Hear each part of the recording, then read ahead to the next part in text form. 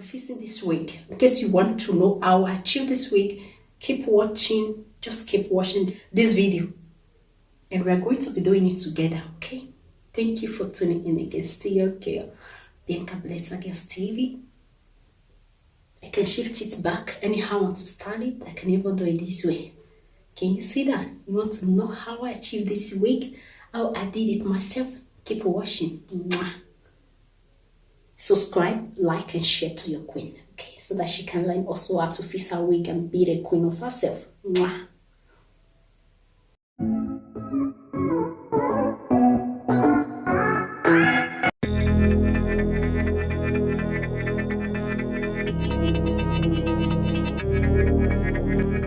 Hey queens, first of all, I'm going to be using pin to hold the cap of the wig so that it will stay firm and it will move so that I can fix the wig myself. You can see I have the pin all over.